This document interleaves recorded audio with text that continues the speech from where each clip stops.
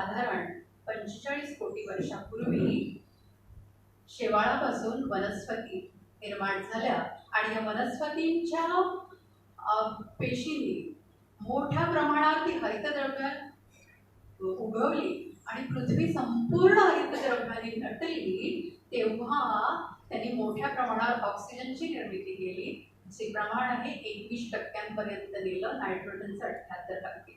आणि carbon dioxide वायू इतका शोषला, तेव्हा कुठे एकपेशीय अमिभापासून बहुपेशीय अगदी हत्ती, जिराफ, महाकाय प्राण्यांपर्यंत वेल माशापर्यंत असे जैवविविधता तयार झाली. अशा पद्धतीची ही सृष्टीची निर्मिती झाली. साधारण 60 लाख वर्षापूर्वी हा वानरापासून उत्क्रांत झालेला 2 पायावरचा माणूस प्राणी किती वर्षापर्यंत राहिला? 10-12 हजार वर्षापर्यंत तो आदिमानव म्हणून राहिला. 10-12 हजार वर्षापूर्वी तो शेतीत आला. त्याने पाहिलं की निसर्ग कशा पद्धतीने शेती करतो आणि त्याने निसर्गाला पाहिलं आणि त्या पद्धतीने तो शेती करायला लागला आणि उत्कृष्ट शेती त्याने तयार केली. या शेतीसाठी जेव्हा त्याला श्रम लागले, तेव्हा त्यांनी कुटुंब व्यवस्था जन्माला घातली आणि कुटुंब व्यवस्थेतून समाज व्यवस्था, ग्राम व्यवस्था अशा व्यवस्था जन्माला आल्या आणि यातूनच स्वयंपूर्ण खेडी अन्नाच्या बाबतीतून संपूर्ण स्वयंपूर्ण झाला आणि त्यांनी नंतर कलेचा विकास केला. ज्या काही कला आहेत, ज्या आपण म्हणून स्थापत्य कला आहेत, वास्तुकला आहे, शिल्पकला आहेत, लेखन कला सारख्या ह्याच चित्रकला, लिपीच्या ह्या सगळ्या त्या काळामध्ये विकसित झालेल्या आहेत आणि या कला विकसित केल्या आणि तो स्वयंपूर्ण बनला. त्यानंतर कलेतून सुद्धा वस्तुनिर्मिती जी केली, त्या वस्तुनिर्मितीत व्यापार जो झाला, त्यात पृथ्वीच्या कुठल्याही घटकाला हात न लावता जगामध्ये भारत आणि चीनचा 70% वाटा होता, पण पृथ्वीच्या कुठल्याही घटकाला हात लावला नव्हता. ते इतकी समृद्ध उत्कृष्ट शेती तयार केली होती, स्वयंपूर्णता होती खेड्यांची, ते हे लक्षात घ्यायला पाहिजे. आता अन्न अशा पद्धतीचं नैसर्गिक अन्न, वस्त्र चरखा हातमागावरती विणलं जात होतं, इतकं उत्कृष्ट वस्त्र काढलं जात होतं की एका मॅचेसच्या बॉक्समध्ये साडी पूर्ण राहत होती. आता सुद्धा रुईया कॉलेजमध्ये प्रदर्शन भरलं होतं तेव्हा ती साडी आणली गेली. मग वस्त्र नव्हतं का यंत्र यायच्या आधी? होतं ना. कुठे आपण काय नग्न अवस्थेत होतो का? नव्हतं. मग आता आमच्यावरती असं अर्थव्यवस्थेने लादलंय, त्याचा प्रचार कसा केला जातो म्हणून आम्ही असं सतत म्हणत राहतो. तर काय होतं, स्वयंपूर्ण खेडी असल्यामुळे काही वाहतुकीची गरज लागलीच नव्हती. वाहतूक लागलीच ना, फक्त बैलगाडी घोडागाडी इथपर्यंत वापर केला जात होता आणि थोड्या मातीची गरज होती, शाश्वत निर्मिती होती. अशा पद्धतीने हे सगळ्या व्यवस्थित सगळं चालू असताना आमची शेती पण प्रचंड उत्कृष्ट होती आणि भारतीय शेतीच जगाच्या शेतीमध्ये आपण उत्कृष्ट म्हटली पाहिजे, कारण 10,000 वर्ष त्यांनी एकाच खाचरातून वेगवेगळी पिकं घेण्याचा प्रयत्न केला. आणि अल्बर्ट हॉवर हा ब्रिटिश कृषीतज्ञ, ज्या ब्रिटिशांना आपली शेती मोडायची होती, तो अल्बर्ट हॉवर्ड हा या देशामध्ये त्यांनी आपली भारतीय शेती मोडण्यासाठीच ब्रिटिशांनी खरं तर पाठवला होता. पण पाहिलं त्यांनी की तो एक प्रामाणिक होता. त्याने पाहिलं, त्यांनी निरीक्षण केलं भारत शेती कसा. 5 वर्ष त्यांनी भारतभर फिरल्यानंतर त्याला कळलं की नाही, भारतात उत्कृष्ट पद्धतीची शेती केली जाते. आणि खऱ्या अर्थाने मी पाहिलं तर भारतीय शेतकरी हे माझे गुरु आहेत, हे त्यांनी प्रामाणिकपणे आपल्या ग्रंथात मांडलेलं आहे. आणि भारतीय शेतकऱ्यांना जेव्हा विचारलं गेलं तेव्हा भारतीय शेतकरी म्हणतोय की निसर्ग हा आमचा गुरु आहे. त्याने निसर्गाला पाहून अशा पद्धतीची शेती केलेली होती. आता 1939 पर्यंत भारतात 2 लाख जाती केवळ भाताच्या होत्या आणि 2 लाख जाती भाताच्या असल्यामुळे एवढ्या मोठ्या प्रमाणावर सगळ्या अन्नधान्याच्या बाबतीत त्यांनी संशोधन केलं. म्हणून तर गांधीजी म्हणाले की भारतीय शेतकरी हा एक संशोधक आहे आणि त्याची शेती ही त्याची प्रयोगशाळा आहे. अशा पद्धतीची शेती आपण करत होतो आणि ही शेती मोडण्यासाठी रासायनिक शेती आमच्या देशावर लादली गेली. कुठून आली रासायनिक शेती? का शेतकरी आत्महत्या करतोय? तर राष्ट्रवाद, साम्राज्यवाद, वसाहतवाद, मोठ्या प्रमाणावर यंत्र आली तेव्हा प्रचंड प्रमाणावर नफा मिळवण्याच्या उद्दिष्टाने हे पुढे येत गेलं आणि या साम्राज्यवादामुळेच जगावर 2 महायुद्ध लादली गेली. या महायुद्धांसाठी जी स्फोटकं आणि रसायनं बनवली गेली तीच जगभरच्या शेतीत वापरली गेली. युद्धानंतर काय करायचं याच जगभरच्या शेतीत वापरली गेली. आपल्या इथे 45ला पहिलं दुसरं महायुद्ध संपलं, 47ला आम्हाला स्वातंत्र्य मिळालं आणि आमच्याकडे रासायनिक शेतीची सुरुवात झाली. पहिली दुसरी पंचवार्षिक योजना आमच्या पूर्णतः सफल झाल्या, पण त्यानंतरच्या येणाऱ्या मात्र का सफल होऊ शकल्या नाही? कारण आंतरराष्ट्रीय स्तरावरनं हालचाल सूत्रधारांची सुरू झाली आणि आमच्याकडे अशा पद्धतीचा जो शेतीशी काही मात्र नाळ नसलेला शिक्षणातला माणूस स्वामीनाथन हा शेतीचा प्रणेता बनला आणि त्यांनी शेतकऱ्यांना आत्महत्येच्या वाटेपर्यंत नेऊन सोडलं. का शेती केली? रसायनं एवढ्या मोठ्या प्रमाणात टाकली गेली, क्षारपट जमीन झाली आणि ज्या मूळ जाती होत्या भाताच्या आपल्या त्या जाती नष्ट होत गेल्या आणि त्यांनी मग ती मुठक्या जातीच्या थायलंडवरनं भाताच्या जाती आणल्या. त्याला आमच्या इकडचे कीटक तोंड देत नाहीत म्हणून कीटक मारायला मग कीटकनाशक आली. कीटक गेले पण तण वाढायला लागलं म्हणून तणनाशक आणलं. तणावरती आणि भातांवर लागवडींवर बुरशी यायला लागली म्हणून बुरशीनाशक यायला लागली. आणि बारमाही पद्धतीची शेती औद्योगिकरण आणि शहरीकरणासाठी शेतकऱ्यांना गाजर दाखवून तू जगाचा पोशिंदा म्हणून त्याचा उदो स्तुती समन करून घातली आणि अशा पद्धतीने शेतकरी सुद्धा या अर्थव्यवस्थेच्या आहारी गेला आणि तो अशा पद्धतीची क्षारपट जमीन झाल्यावर त्याची जमीन भुसभुशीतपणा गेला, गांडूळ जीवाणू गेले आणि ती क्षारपट झाल्यावर ती कडक दगडासारखी झाली. तेव्हा मात्र ट्रॅक्टर आणावं लागलं आणि ट्रॅक्टर, डिझेल या सगळ्यांचा खर्च लागेना, उत्पादन कमी होत गेलं आणि उत्पन्नाचा खर्च मात्र इतका झाला की बँकेच्या व्याजात भरडला गेला, व्याजही होत नाही भरून तो गेला आत्महत्याच्या वाटेवर. ही स्थिती आणली स्वामीनाथनांनी च्या हरित क्रांती या नावाने आणि आम्ही हरित क्रांतीचा आजही अभ्यासातून शिक्षणातून उदो करत चाललेलो आहोत आणि आज ही अवस्था आलेली आहे. साधारण 250 वर्षापूर्वी जेम्स वॅटचं पहिलं इंजिन आलं. वाफेचं इंजिन त्यांनी 1756 साली शोधलं आणि त्यानंतर 100 वर्षांनी एडिसन आला आणि एडिसनने दिव्याचा शोध लावला. दिवा लावताना वीज लागणार आहे आणि वाफेच्या इंजिनवर जेव्हा पाणी वाफेचं करणार पाण्याची आपण वाफ तयार करणार तेव्हा खनिज इंधन लागणार आहे ते या दोघांनी कळलं नाही आणि कोळसा, तेल, वायू हा गर्भातून पृथ्वीच्या काढत गेलो आणि हा एकदा काढल्यावर जाळल्यावर वातावरणात कार्बन डायऑक्साईड वायूचं प्रमाण काय वाढेल आणि हा कार्बन डायऑक्साईड वायू काय वातावरणात घडवेल हे मात्र या दोघांनाही कळलं नाही. कारण हे संशोधन नव्हतं, त्यांचं सत्य शोधणं अंतिमपर्यंत पोहोचलंच नाही.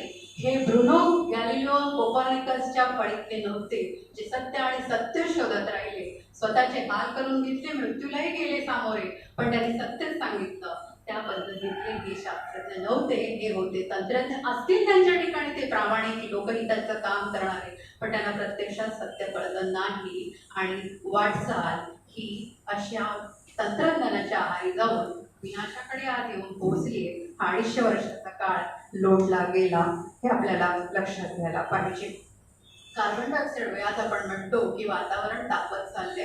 कार्बन डायऑक्साईड हाच मूळ वायू जो आहे जो त्याचे गुणधर्म जसे आहेत की तो उष्ण आहे म्हणून तो हवेला तापवतोय. त्याचं आयुष्यमान जे आहे ते 600 ते 800 वर्ष आहे. म्हणजे तो जेम्स वॅटने पहिल्या इंजिनातून जो सोडलेला कार्बन डायऑक्साईड अजूनही वातावरणातच आहे. तो 600 ते 800 वर्ष टिकतो आणि तो जड आहे त्यामुळे तो वातावरणाच्या पलीकडे जात नाही, तो वातावरणातच राहतो. हे त्याचे गुणधर्म असल्यामुळे हवा तापत चाललेली आहे, तो हवेला तापवतोय. हा परिणाम आपल्याला दिसतोय. तर आता आईन्स्टाईन हा शेवटचा शास्त्रज्ञ म्हणायला हवा जगातला आणि आमच्या देशातला शास्त्रज्ञ नाही ज्याने सत्य सांगितलं आणि सत्य स्वीकारलं. आज आमचे शास्त्रज्ञ या देशात नाहीत, आहेत ते तंत्रज्ञ आहेत. म्हणून बघा ना, एवढा देशभर नैसर्गिक आपत्ती येते तरी कुठल्याही शास्त्रज्ञांचं कोणत्याही पद्धतीचं स्टेटमेंट तुम्ही ऐकलं की हे का घडतंय म्हणून. उलट प्रसारमाध्यमाने मोठे केलेले शास्त्रज्ञ जे आहेत ते तापमान वाढ ही पॅनिकी केली जाते असं सभांमधून सांगतात. ही आज आमच्या देशाची परिस्थिती आहे. जो देश सत्यमेव जयते हे ब्रीदवाक्य सांगतोय, ते ब्रीदवाक्य घेऊन असत्याची पाठराखण करतोय विज्ञानाच्या जगात, विज्ञानाची विरुद्ध घेऊन फिरणाऱ्या लोकांकडून. आणि मग आमच्या समाजाला अशा पद्धतीने त्यांनी गाफील ठेवलेलं आहे. कारण उद्योग हा सगळं काही करू शकतोय हे लोकांपर्यंत बिंबवलं पाहिजे. म्हणून या देशात जर राजकारणी विकासालाच कर्तृत्व समजत असतील, जर उद्योजक या देशामध्ये प्रचंड नफा मिळवणं हेच कर्तृत्व समजत असतील, जर नोकरशहा फक्त मिळालेली नोकरी आणि त्यातून आलेलं भौतिक सुख भोगणं याला जर स्वतःचं कर्तृत्व समजत असतील, हे जर शिक्षण विद्यार्थ्यांना तुम्ही मार्कांमध्ये अव्वल असलं पाहिजे हे जर त्यांच्या मनावर बिंबवत असतील, तर पृथ्वीबाबत सत्य परिस्थिती सांगणार कोण? आणि सांगणारा जर नगण्य असेल तर तो देशभर पोहोचणार कसा? ही भूमिका कोणाची असायला हवी होती? ही प्रसार माध्यमांची भूमिका असायला हवी होती. पण प्रसार माध्यम ही प्रवाहाबरोबर वाहणारी आहे. ती भौतिक सुखाच्या पिंजऱ्यात अडकलेली आहे. ती झोपेचं सोंग घेऊन आहेत. ती सत्य सांगणार नाही. त्यांच्याकडून आपण अपेक्षाच करू शकत नाही. ही स्थिती आलेली आहे. तर आता तर परिस्थिती खरी अशी आहे की लोकशाहीचा हा चौथा स्तंभ आपण म्हणतोय, त्यांनी खरं आता जीवनाचा आधारस्तंभ बनण्याची गरज निर्माण झालेली आहे. पण तो तसा काही जागा झालेला नाही.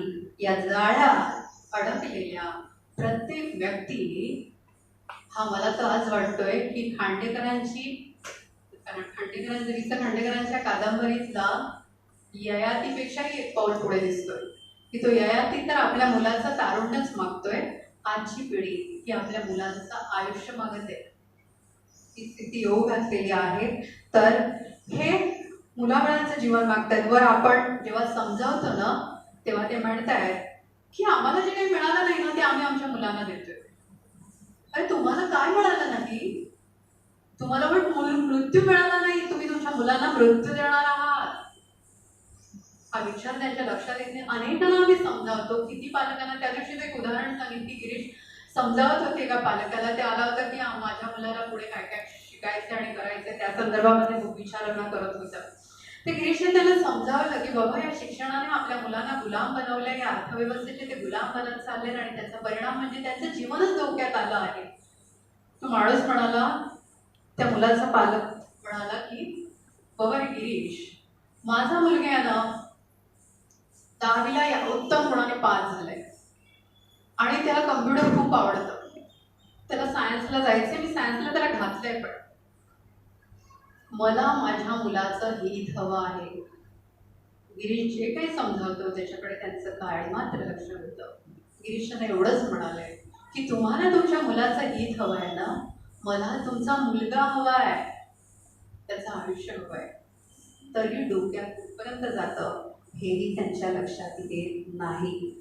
दुसरं म्हणजे पत्रकारांच्या बाबतीत पण आपण म्हणूया की पत्रकार आता गिरीशला मुलाखती संबंधित प्रश्न विचारला त्यांनी की सागरी रस्ता आता येऊ घातलाय माहिती मुंबईमध्ये.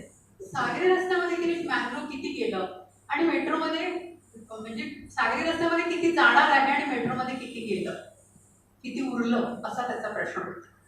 गिरीश त्यांना म्हणाले की 3 वर्षापूर्वी जैतापूर संबंधी तुम्ही मला प्रश्न विचारला होता, तेव्हा मी तुम्हाला म्हणालो होतो की तापमान वाढ हाच विषय मुख्य मुद्दा असायला हवा. हा लोकांना समजावून सांगा, तर लोकांना कळेल की अरे जीवनच धोक्यात आले. नाही तर अणुभट्ट्या तुम्ही उभारल्या, लोक म्हणतील हो आम्हाला वीज हवी आहे, अणुभट्टी झाली पाहिजे. काय समजावलं तुम्ही? नाही समजावलं. आजही तुम्ही जर मला मॅंग्रोव्ह बद्दल विचारत असाल तर आजही मी हाच मुद्दा सांगेल की तापमान वाढ हाच विषय महत्वाचा आहे. मॅंग्रोव्ह वाचवा तुम्ही म्हणता. मॅंग्रोव्ह माहिती आहे ना, खारफुटीचं जे आहे ते. मॅंग्रोव्ह बद्दल तुम्ही समाजाला समजावलं कधी? तर मॅंग्रोव्ह वाचली पाहिजे म्हणून समाज म्हणेल? नाही म्हणणार, कारण मॅंग्रोव्ह बद्दल योग्य माहिती पोहोचलेलीच नाही आहे. पण जेव्हा पुढच्या 3 वर्षांनी जर तुम्हाला प्रश्न विचारणार ना, मॅंग्रोव्ह वर्षांनी वाचणार नाही पण 3 वर्षांनी जेव्हा तो प्रश्न विचारशील तेव्हा हा प्रश्न असेल की किती माणसं गेली आणि किती उरल्यात. ही स्थिती पृथ्वीवर आलेली आहे. हे लक्षात ठेवा. का लपवता हो तुम्ही, पत्रकारांना म्हटलं. कारण कारण तुमचे संपादक हे 90 सालानंतर जे जागतिकीकरण या देशाने स्वीकारलं ना, ती अर्थव्यवस्थाच नेमते त्यांना. ते उद्योजकांचंच भलावण करत असतात. ते कसं सत्य सांगतील? ते सत्य सांगतच नाही आहेत. तर हे जनमानसावर ठसवतात की उद्योगच महत्वाचा, विकास कशा पद्धतीचा महत्वाचा, हे तेच ठसवत असतील तर कशापर्यंत लोकांपर्यंत आपण पोहोचू. उलट समाजाचा जो भारतीय स्वातंत्र्य लढ्याचा ज्ञानाची पातळी जी समाजाची होती ती पातळी आता खाली आली वर्तमानपत्रांमुळेच. आणि स्वतःला ते जाहिराती करतात की बुद्धिवंतांसाठी असलेला हा पेपर. अशा पद्धतीच्या जाहिराती करून लोकांची वेळ बुद्धी कुंठित केली. आणि आम्ही सुद्धा प्रसारमाध्यम आमच्या घरात सन्मानाने येतात आणि आम्ही म्हणतोय ती आमची प्रचंड प्रमाणात ती फसवणूक करतात. दुसरा, आमच्या घरात टीव्ही असतोच जो सतत राजकारण्यांचे आरोप प्रत्यारोप, क्रिकेटची मॅच, मालिका, याच्या सगळ्या गोष्टींमध्ये आम्हाला गुंतवून ठेवले. बातम्या पण धावत्या असतात. एक बातमी गेली आम्हाला काही कळतच नाही, इतक्या त्या फास्ट जलद चालतात. हा पण एक मनोरंजनाचा ठिकाण झाले बातम्या सुद्धा. तर या अशा पद्धतीने होत चाललेल्या टीव्हीतून योग्य माहिती दिली जात नाही. तर अशा पद्धतीची स्थिती असल्यावर समाजाला कसं कळेल की काय परिस्थिती येऊन घातलेली आहे. आता हे विज्ञानाचे अहवाल आहेत, ते एक एक मी सांगणार आहे. प्रत्यक्ष इथे सगळे अहवाल आहेत. आता हे प्रत्यक्ष दाखवणं गरजेचं पण आहे. मे 2013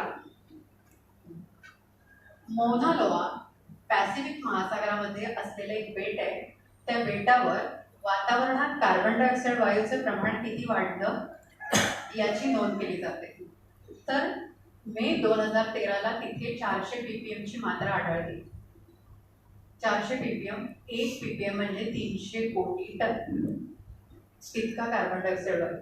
400 ppm इतकी मात्रा आढळली. लगेचच 2 वर्षानंतर मे 2015ला अंटार्क्टिका हा सगळ्यात शुद्ध असलेलं वातावरण आहे, तिथे सुद्धा 400 ppm ची मात्रा आढळली.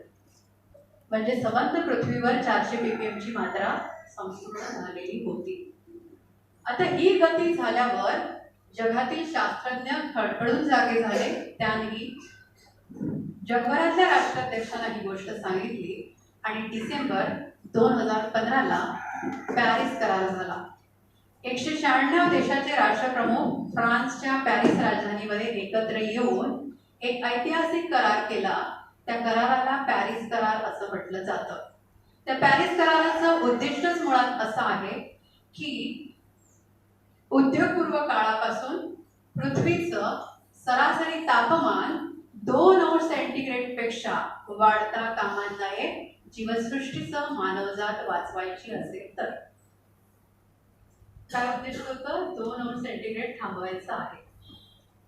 हे पॅरिस कराराचं उद्दिष्ट राहिलं. 2015 डिसेंबरला झाला.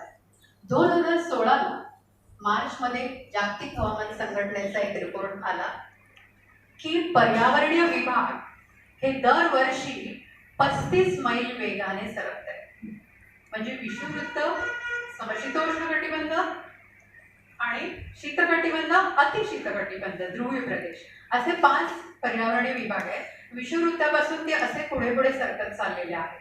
म्हणजे पृथ्वीच्या उत्क्रांतीच्या टप्प्यात या जैवविविधतेने प्रचंड प्रमाणात पृथ्वीची वातावरणाची प्रतिकूल परिस्थिती असताना स्वतःला अनुकूल बनवून स्वतःचे अधिवास तयार केले आणि त्यात लाखो कोटी वर्ष गेले. हे जीवजाती आता दरवर्षी 35 मैल या वेगाने स्वतःला सरकवून स्वतःमध्ये बदल करू शकणार नाही. याचा अर्थ या जीवजाती दर दिवसागणी हजारोच्या संख्येने नष्ट होत आहेत. पर्यावरणीय विभाग 35 मैल वेगाने सरकायला लागले आणि ऑगस्ट 2016 मार्च 2000 पर्यावरणीय जागतिक हवामान संघटनेचा हा रिपोर्ट आल्यानंतर लगेचच ऑगस्ट 2016 मध्ये जागतिक हवामान संघटनेचा दुसरा रिपोर्ट आला की पृथ्वीचं सरासरी तापमान दरवर्षी 0.20 ने वाढत चाललं. विचार करा, 2015 पर्यंत डिसेंबर 2015ला 2 अंश सेंटीग्रेड थांबवायचे आहे. घोषणा झाली पॅरिस कराराची. पण ऑगस्ट पुढच्या 7-8 महिन्याने की येते 0.20ची वाढ सरासरी झाली. पृथ्वीचं सरासरी 0.20 म्हणजे शहरांचं तापमान 10 ते 15 ते 20 सारख्या अंश सेंटीग्रेड पर्यंत पोहोचेल. हा आता 0.20 16 जून 2015 ते जून 2016 या एका वर्षात 0.20ची, 17ला 0.20ची, 18ला 0.20ची, 19ला 0.20ची आणि आता येत्या 20ला 0.20ची म्हणजे सरासरी 1 अंश सेंटीग्रेडची वाढ आपण फक्त या पुढच्या वर्षीच करतोय. 5 वर्षामध्ये 1 अंश. पृथ्वीच्या उत्क्रांतीच्या काळात अशा वेगाने तापमान वाढ कधीही झाली नाही. 1 अंश सेंटीग्रेड फक्त 5 वर्षात आपण पूर्ण करतोय. जेव्हा की डिसेंबर 2015ला पॅरिस करार झाला तेव्हा 1.2ची आम्ही वाढ केलेली आहे. 1.2ची केलेली आहे. 2 अंश थांबवायचं आहे, मानवजाती जीवसृष्टीला वाचवायची आणि 1 अंश सेंटीग्रेडची तू पुढच्या वर्षात करतोय. पॅरिस करार यशस्वी होतोय. मानवजातीला वाचवण्याचं उद्दिष्ट यशस्वी होतंय नाही. आम्ही 2च्या पुढे फक्त पुढच्या वर्षीच पोहोचतोय. ही स्थिती येऊ घातलेली आहे. तर मार्च 2017ला 6 नोव्हेंबर 17ला जागतिक हवामान संघटना फक्त लक्ष देऊन आहे. तिची जगभर 400 केंद्र आहेत. त्यांचं सर्वांचं निरीक्षण करून हे निष्कर्ष काढले जातात. आमची हवामान संघटना काय सांगते त्याच्यावर बेसमोर राहूच नाही. कुठलंही ज्ञान नाही, कसलंही आकलन नाही, कशाचाही अभ्यास नाही. हे जबाबदारीने सांगते. हा जागतिक हवामान संघटना काय म्हणते की पॅरिस करार झाला डिसेंबर 2015ला, पण जगभर जर्मनी, न्यूझीलंड सारखे देश सोडले तर कुठलाही देश कार्बन एमिशन थांबवण्याचं काम करत नाही. उलट उद्योगाला प्रचंड वेगाने नेत चाललेला आहे. म्हणून बॉनला, जर्मनी येथील बॉनला पुन्हा एक परिषद घेतली. कधी? 6 नोव्हेंबर 2017ला. आणि त्यातले मुख्य वैज्ञानिक म्हणतात की तापमान वाढ अपरिवर्तनीय झाली आहे. किमान 50 वर्ष तापमान याच गतीने वाढत राहणार. गिरीश राऊत याचा अभ्यास गेल्या 72 सालापासून करत आहेत. आणि 6 नोव्हेंबर 2017ला जागतिक हवामान संघटना सांगते त्याच्या आधीच तापमान वाढ अपरिवर्तनीय झाली आहे. याची एक त्यांनी सभा घेतली. कधी? मे 2017ला. आधी 4-5 महिन्यानंतर जागतिक हवामान संघटना सांगते. मला एवढंच म्हणायचंय की इतका सखोल अभ्यास पृथ्वीबाबत करतोय म्हणून हे सगळं जीवतोड झालं. तर तुम्ही विचार करा ना, 50 वर्ष किमान तापमान याच गतीने वाढत राहणार म्हणजे काय स्थिती उभारली आहे. आपण येत्या 2025-30 साली 2.5 ते 3 अंश सेंटीग्रेड पर्यंत पोहोचत आहोत. आणि जो काही हाहाकार होणार आहे तो आपण त्याचे सगळे साक्षीदार असणार आहोत. IPCC म्हणते की 2030 साली आपण 1.5 अंश सेंटीग्रेडची वाढ करू. IPCC पूर्ण सत्य सांगत नाही. खरं तर जी आहे स्थिती तीच भीषण आहे. IPCC सांगते तीच, पण ते सुद्धा लपवून सांगते. कारण 1500 शास्त्रज्ञांची संघटना, ते शास्त्रज्ञ देशदेशातून आलेले असतात. ते आमच्या राजकारणानेच निवडून दिलेले असतात, ते पोहोचवलेले असतात. म्हणून राजकारणाच्या दबावाखाली ते असतात. त्यामुळे ते पूर्ण सत्य सांगत नाही. सांगितलंय तेच किती भयानक आहे. ही स्थिती येऊ घातलेली. काय कारण झाली हे सगळं घडण्यासाठी? यासाठी उद्योग, त्याच्यात आलेले प्रचंड कारखाने, त्यामध्ये जास्त असणारे रासायनिक कारखाने. दुसरं आहे वाहतूक. वाहतुकीचा वाटा आहे 44%. याच्यामध्ये 44% वाहतुकीत 90% वाटा मोटारींचा आहे. आणि मोटार अशा प्रचंड प्रमाणावर जाहिराती करतात आणि आम्हाला सगळ्यांना म्हटले की मोटार हे आमचं स्टेटस, आणि मोटार दारात आली की करिअर झालं. आम्ही वर्तमानपत्राकडून कशी अपेक्षा करू? जर मोटारींच्या जाहिरातींवरच त्यांचं सगळं चालत असेल तर मोटार कुठली घ्यावी, कशी घ्यावी, बघा हा पेपर मोटारींची जाहिरात बातमी म्हणून देत आहे, काय कळणार आम्हाला? तर वाहतूक हा दुसरा मोटारही विनाशाचं कारण आहे. मी तर म्हणाल, गिरीश राऊत तर म्हणतात मोटार म्हणजे आता शवपेटी म्हणायला हवी. एखादा घेऊन जात असेल ना तर तो त्याच्या मुलाबाळांची शवपेटी घेऊन चाललाय असं समजावं. अज्ञानात आहे म्हणून त्याला समजत नाही, खुशीत दिसतोय. तिसरा वाटा आहे विजेचा. वीज ही 42% तिचा वाटा आहे आणि कोळसा त्याच्यामध्ये सगळ्यात प्रदूषण कार्बन एमिशन करणारा आहे. कोळसा या देशामध्ये भारतात रोज कोळशावर वीज तयार करताना 15 लाख टन इतका कोळसा जाळला जातो रोज. फक्त कोळशाची वीज प्रकल्प चालल्यात त्यामधून रोज 24 लाख टन इतका कार्बन डायऑक्साईड वायू वातावरणात जातोय आणि 7 ते 8 लाख टन इतकी राख तयार होते जी खाड्या, नद्या, समुद्र आणि वातावरण यामध्ये रोजच्या रोज फेकली जाते. 3 झालं, 4 झालं. 5वं आहे जंगलतोड. या सगळ्या उद्योगांसाठी जंगलतोड मोठ्या प्रमाणावर सुरू आहे. हरितद्रव्य नष्ट होत आहे. सागरातलं हरितद्रव्य त्यामुळे नष्ट होताना दिसते आणि रासायनिक शेती ही सुद्धा या सगळ्या गोष्टींसाठी कारणीभूत आहे. आता त्या सगळ्या गोष्टींमुळे परिणाम सुरू झाले. परिणाम काय काय देशभर घडले, जगभर घडले आहेत. तर अमेरिकेमधलं सर्वात जगातलं श्रीमंत शहर 7,500 बंगल्यांचं होतं, पॅराडाईज म्हणून म्हटलं जातं, ज्याला स्वर्ग म्हटलं जातं. उच्चभ्रू लोकांचं गेल्या वर्षी लागलेल्या बळवात संपूर्ण खाक झालं. कॅलिफोर्नियाला गेले 7-8 वर्ष पाण्याचं दुर्भिक्ष आहे. कॅलिफोर्नियात दुष्काळ आहे. युरोपमध्ये तापमान साधारण 20-25 वर्षापूर्वी 0° पर्यंत असायचं, ते गेल्या वर्षी 46° पर्यंत पोहोचलं आणि उष्णतेच्या लाटेत लाखोंची युरोपमध्ये बळी गेले. अलास्कामध्ये सुद्धा 0° पर्यंत असायचं, तिथे 42° पर्यंत तापमान पोहोचलं आणि फरचं जंगल 2 लाख हेक्टरचं आवडव्यात खाक झालं. जपानमध्ये आत्ता 15 दिवसापूर्वी 42° पर्यंत तापमान पोहोचलं. 18,000 लोक अत्यावस्थ स्थितीत उष्णतेच्या लाटेत हॉस्पिटलमध्ये दाखल करण्यात आले आणि शेकडोची माणसं बळी गेले. आमच्या प्रसारमाध्यमाने आम्हाला सांगितलं का या गोष्टी? आणि आत्ता परवा शुक्रवारची बातमी, आता परवा शुक्रवार गेला तेव्हा आत्ताच तुम्ही जी म्हटलं की 75,000 वेळा ब्राझीलने वणवे लावल्यात ॲमेझॉनच्या जंगलाला.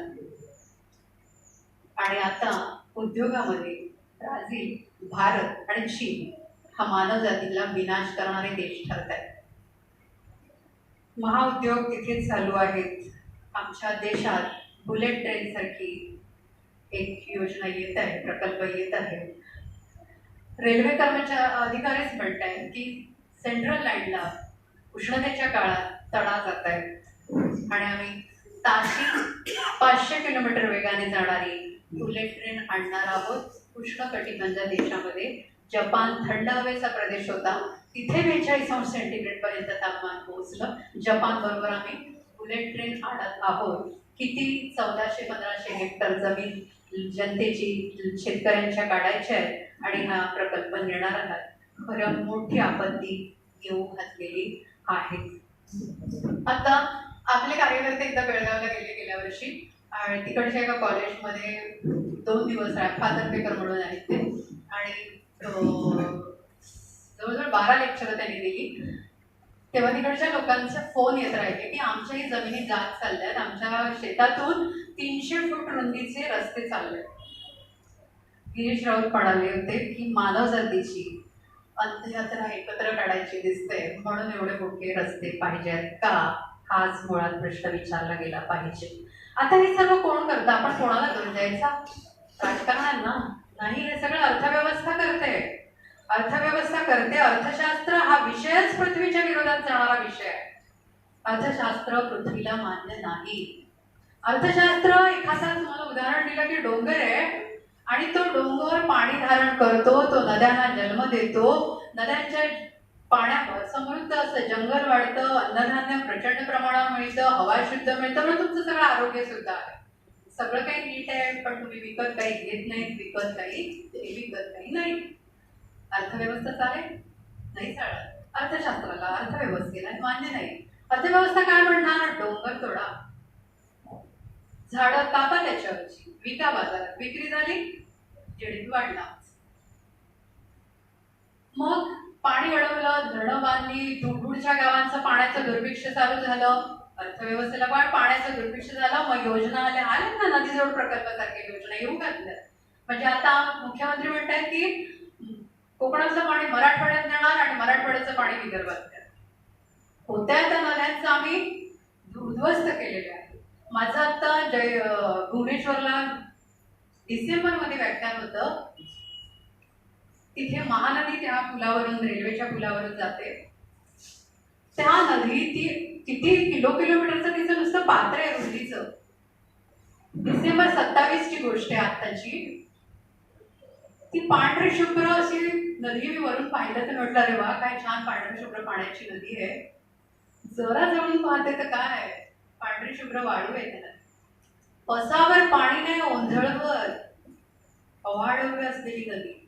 का तर वरच्या राज्यात धरण बांधलं, पूर्ण ओरिसा कोरडा. हे पाण्याचं दुर्भिक्ष धरणं अशी बांधण्यापेक्षा केली जात आहे. पाण्याच्या व्यवस्थापनाबद्दल आपण म्हणू, अर्थशास्त्र चुकीचं आहे. लक्षात ठेवा, पाण्याच्या व्यवस्थापनाबद्दल बोललं जातं. आता अनेक प्रकल्प योजना दुष्काळामुळे सर्वांना ही स्थिती आता येऊ घातलेली आहे. पाण्याच्या व्यवस्थापन आपण म्हणू की 1947 साली देश स्वतंत्र झाला. आम्ही वंदे मातरम मध्ये म्हणतोय की सुजलाम सुफलाम आमचा देश. नद्या दुथडीवरून वाहत होत्या. आज पाण्याचं दुर्भिक्ष, ते पण ब्रिटिशांनी हस्तक्षेप केला म्हणून 47 साली फक्त 250 गावांमध्ये पाण्याचं दुर्भिक्ष होतं. बिकानेर, जैसलमेर सारख्या राजस्थानमध्ये सुद्धा 100 मिलीमीटर पाऊस पडत होता, तरी सुद्धा वर्षभर पाणी पुरवठा होत होता. आज या देशामध्ये 3.25 लाख खेड्यांमध्ये पाण्याचं दुर्भिक्ष आहे. कसं आम्ही व्यवस्थापन केलं? महाराष्ट्रामध्ये सगळ्यात जास्त या देशात धरणं असताना महाराष्ट्रात सगळ्यात जास्त पाण्याचं दुर्भिक्ष आहे. मग धरणं योग्य आहेत का? हा प्रश्न आम्ही विचारत नाही. व धरणं बांधत चाललोय आणि नद्याजोड प्रकल्प येऊ घातलाय. ही भयानक स्थिती आहे. समाजाला कळलं पाहिजे लवकर की कुठे वाटचाल चाललेली आहे ती. तर या सगळ्या गोष्टी आपण पाहायला पाहिजे. आपल्याला लक्षात आलं पाहिजे की पृथ्वीचं एक व्यवस्थापन होतं. पृथ्वी बरोबर होती. ती एक इंजिनियर आहे, ती वास्तुविशारद आहे. तिचं इन्फ्रास्ट्रक्चर सगळी जीवसृष्टी आणि आपण आहोत. माझ्या हृदयामध्ये शरीरात जर करोडो पेशी काम करतात त्या मी नाही करत. माझं हृदय चालवण्याचं काम मी करत नाहीये, ते एक तत्व काम करते. मग त्या तत्वाला तुम्ही जीसस म्हणा, ईश्वर म्हणा की अल्लाह म्हणा, नावं वेगळी आहेत. बस त्या नावासाठीच आम्हाला धर्माच्या नावाने झुंजवलं जातं. की शहाणपण समाजामध्ये यायला हवं एवढंच प्रार्थना. ही गोष्ट आपण लक्षात घ्यायला पाहिजे. आता सगळं आपण लक्षात घ्यायला पाहिजे की ही पृथ्वी ईश्वराची आहे. ही भुई म्हणजे पण भुई, ते भुईगाव त्या सृष्ट्या तत्वाचे. जमीन त्याची, श्वास त्याचं, अन्न त्याचं, पाणी त्याचा, हा देहही त्याचा. मग आमच्यामध्ये मीपणा कुठून येतो? हा साधा प्रश्न जर आपण स्वतःला विचारला तर आपण किती अज्ञानात आहोत. आणि मी म्हणतो की आम्ही परमेश्वराला मानतो, तर आम्ही परमेश्वरापासून खूप लांब जातोय. कारण अज्ञानापोटी असलेला मी जो आहे तो आम्हाला परमेश्वरापर्यंत पोहोचूच देत नाही. आम्ही मंदिरात, चर्चमध्ये कुठेही जाऊ, ही स्थिती आहे हे लक्षात ठेवायला पाहिजे. आमच्या मुलाबाळांचं आयुष्य आता नसणार आहे आणि आम्ही म्हणू की आम्ही आमच्या मुलांसाठी नोकरी, धंदा, व्यवसाय करतो, तर स्वतःला तपासलं तर आमचं ढोंगच आहे असं मला वाटतं. त्यांना वाचवण्याचा एकच उपाय मला दिसतोय, 10-12 हजार वर्ष. उपाय ना, तुम्ही म्हणाले तुम्ही खूप काही सांगितलं पण उपायच नाही सांगितले. उपायाकडे लक्ष असायला पाहिजे की उपाय जो आहे तो 10-12 हजार वर्ष शेती करून जो कृषी युग जे होतं त्या युगातच आपल्याला जायला पाहिजे. औद्योगिकरण, शहरीकरण थांबवलं पाहिजे. कारण वातावरणात गेलेला कार्बन डायऑक्साईड वायू हा मानव जातीला संपवायला पर्याप्त आहे, इतका गेलेला आहे. आणि अजून जर आम्ही ऍक्शन करू तर सगळं काही संपलंय असं समजा. कृषी युगात केलं पाहिजे. नैसर्गिक शेती हीच शाश्वत शेती. कुडामातीची घरं, आणि चरखा हातमाग याच्यावरती आपण उत्कृष्ट वस्त्र मिळू शकतो. त्याच्यात सृष्टीच्या कुठल्याही हात लागला जात नाही. स्वयंचलित यंत्र सोडायला पाहिजे, त्यात हेच एवढं मला वाटतं. नोकरी मागताना तुम्ही म्हणाल की शेती आमच्याकडे काही म्हणतात नाही आहे. नोकरी जशी मागताना सरकारांकडे शेती मागा. सरकारांकडे प्रचंड जमिनी आहेत, MIDCकडे जमिनी पडू नये. शेती मागायला सुरुवात करा, बोलायला तर सुरुवात करा. आम्हाला विकास नको, येणारे प्रकल्प थांबवा आणि शेती करायला लागायला पाहिजे. 2007 साली IPCCचा रिपोर्ट आला आणि त्यानंतर जेम्स हॅन्सनचं हे पुस्तक आलं, storms of my grandchildren's, the truth about the coming climate catastrophe and our last chance save humanity. 2009ला आलेलं पुस्तक म्हणताय की येतं दशक हे मानवजातीसाठी वाचण्याचं शेवटचं दशक ठरलंय. आता हे पुस्तक आलं आणि IPCCचा रिपोर्ट आल्यानंतर उद्योजकांना आता या पुस्तकात खूप काही त्यांनी सांगितलेलं आहे, अंतिम काही त्यांनाही कळलेलं नाही. कारण की खरं भारतीय तत्वज्ञानाला जे कळले ते युरोपाला कळलंच नाही. त्याने म्हटलंय की 2 अंश सेंटीग्रेडची जेव्हा वाढ होईल पृथ्वीवरनं, तेव्हा आपण 30 लाख वर्षापूर्वी जी पृथ्वीची स्थिती होती त्या काळात पोहोचतोय, जेव्हा सागर पातळी 80 फूट वर होती. 80 फूट वर होती. आता हे म्हणतात की गेली 30 वर्ष आम्ही व्हाईट हाऊसला सांगत राहिलो की वातावरण बदलाचा परिणाम तापमान वाढीत होऊ शकतो, पण ओबामा सोडले तर अमेरिकेचे प्रत्येक राष्ट्राध्यक्ष बहुतांशी म्हणत हे तेल कंपनीचे मालक आहेत. म्हणून तर सार्वजनिक वाहतुकीला बंद करण्यात आली आणि मोटारींना प्रोत्साहन देण्यात आलं आणि त्याचा वापर प्रसार माध्यमातून जगभर पसरवला गेला.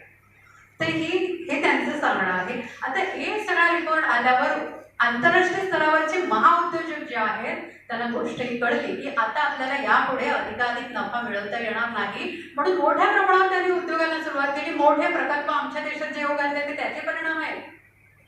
ते प्रकल्प येऊ घातल्यात आणि गेल्या वर्षी फक्त म्हणजे 3800 कोटी टन इतक्या कार्बन डायऑक्साईड वायूचं प्रमाण वातावरणात गेलं एका वर्षामध्ये, जे केव्हा 2 वर्षापूर्वी 2 ppm ची वाढ व्हायची.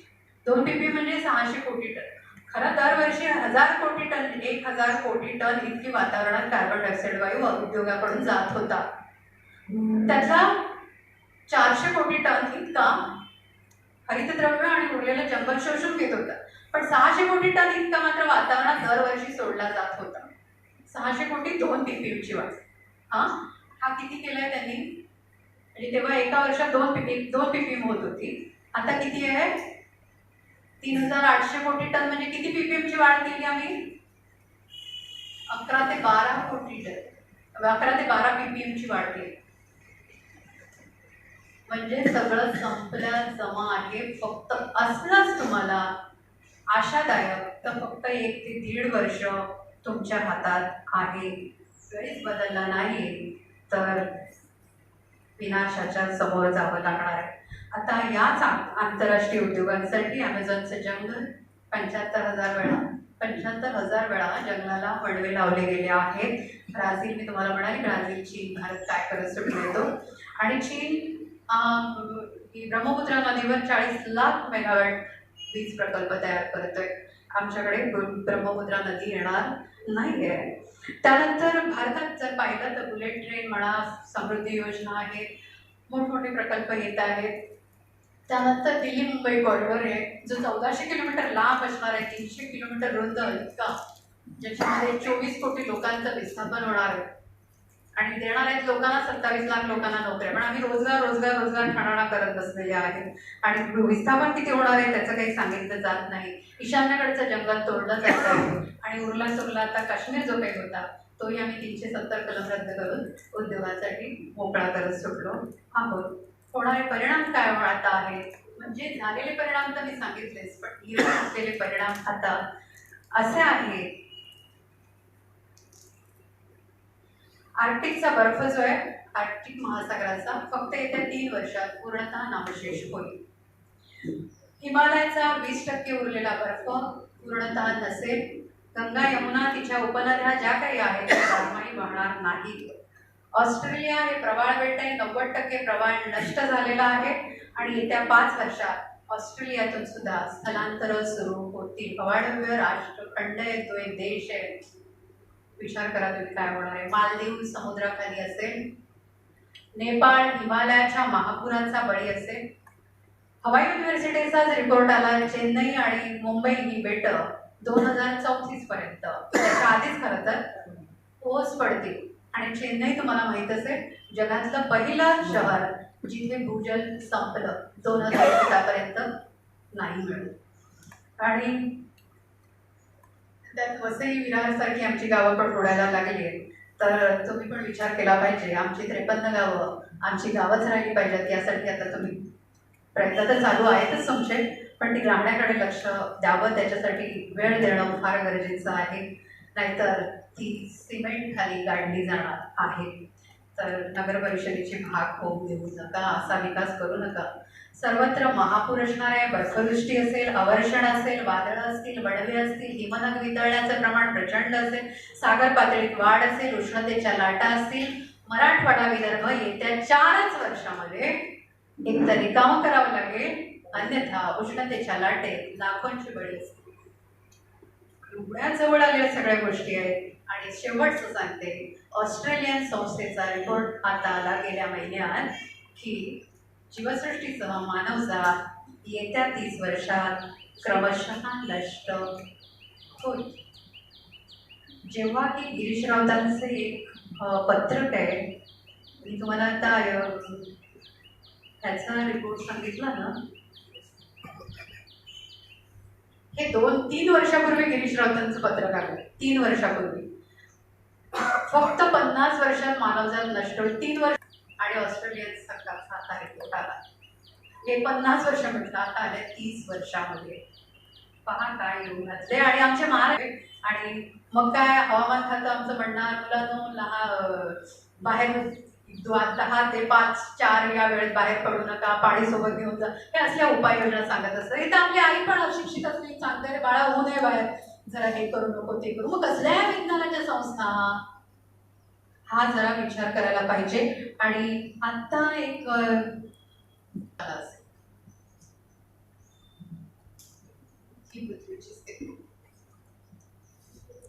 मग आपण आता विचार करायला पाहिजे, औद्योगिकरण शहरीकरण थांबायला हवं, कृषी युगात परतायला पाहिजे. एकच अंतिम आणि हेच शेवटचं होऊ शकते. 2च वर्षानंतर फक्त हा माणूस प्राणी जगण्यासाठी धडपडताना दिसेल. वेळ हातातून गेलेली आहे. स्वतःला बदला, मोटारी असतील तर सोडा, वीज कमी वापरा. आपण AC वापरतोय खरं, आज पावसाळा आहे, बाहेर वातावरण पण आहे आणि आम्ही पंखी लावून बसलोय, ही स्थिती आहे. तर तुम्हाला वाटत असेल की वीज आम्हाला प्रकाश देते, आणि वीज पृथ्वीला काळवंडत सोडले. AC आम्हाला वाटतं थंडावा देते, नाही ती पृथ्वीला तापवत चाललेली आहे. अरे पृथ्वीचं 15 अंश सेंटीग्रेड तापमान लाखो वर्ष राहिलं. आज AC लावल्यावर आम्ही किती तापमान ठेवतो, किती ठेवतो? आता तर सरकारने GR काढला की तुम्ही 27 अंश सेंटीग्रेड पर्यंतच ठेवायचे, कारण वीज वापर खूप होते. 27 अंश सेंटीग्रेड आणि 15 अंश सेंटीग्रेड पृथ्वीचा होतो. संबंध पृथ्वीवर AC होता. आम्ही काय केला विकास, ही गोष्ट लक्षात घ्या. आणि भौतिक विकास आणि भौतिक गोष्टींचा आता सोडा, तंत्रज्ञानाने आलेल्या गोष्टी सोडा. पृथ्वीचे डोंगर कापून आम्ही पैशाचे डोंगर उभे केले, पण येत्या 2-3 वर्षात त्याची किंमत शून्य असणार आहे. तर आता काय सर्वत्र हे सांगा, कारण एकटा दुःखा माणूस सगळ्यांना कळत चालले, अनुभवेत झालाय, सगळे सांगतायत. पण आम्ही म्हणतो की आम्ही झाडं लावू झाडं लावू, पण पृथ्वी होतीच ना, आपण जंगलातनंच आलो ना. आजही पृथ्वीचा काही भाग सोडून दिला ना आपण, तर जंगल अजूनही पाऊस पडतोय, जंगल तिच्या गतीने जे वाढेल ते आम्ही झाडं लावून होणार नाही. लावं झाडं, मी समर्थन करते, झाडं लावलीच पाहिजे प्रत्येकाने, पण झाडं लावून उपाय होणार नाही. हा फार छोट्या पातळीची गोष्ट होऊ शकते. औद्योगिकरण शहरीकरण तुम्ही थांबवलं नाही आणि झाडं लावत सुटला तर मिळणार नाही. या क्षणी कार्बन एमिशन थांबणं आणि हरितद्रव्य त्याच वेगाने वाढणं, तर जगण्याची आशा निर्माण होऊ शकेल. अन्यथा पुन्हा तेच बोलावं लागतंय. आपण आता ही क्रांती अहिंसक असली पाहिजे, जी कोणाच्याही विरुद्ध नाही. विरुद्ध असेलच तर ती आपल्या इंद्रियांच्या विरुद्ध आहे. आपलीच लढाई आपल्या विरुद्ध. कारण हे सगळं भौतिक सुख आपल्या इंद्रियांना हवं असतं. म्हणून आम्ही करतो. त्या मनाच्या इच्छा आहे, त्याला आवर घाला. हेच तर भारतीय तत्वज्ञान आहे. आणि प्रबोधनाची चळवळ झाली पाहिजे. जसे स्वातंत्र्य लढ्यामध्ये प्रभात फेऱ्या निघत होत्या, तशा आता प्रभात फेऱ्या शाळांच्या निघायला पाहिजे. जर जनजागृती होईल, प्रसार माध्यम आणि सरकारांवर अवलंबून राहू नका, उत्तर मिळणार नाही. कारण येत्या 5 वर्षानंतर ह्या देशामध्ये ही इलेक्शन कशी झाली कल्पना नाही, पण येत्या इलेक्शन मध्ये दुष्काळ हाच विषय असणार आहे आणि त्याच्या पुढची इलेक्शन या भारतात होणार. त्यामुळे त्यांच्या नादी लागण्यात पण काही अर्थ नाही. तर हे सगळ्यांनी लक्षात घ्यायला पाहिजे.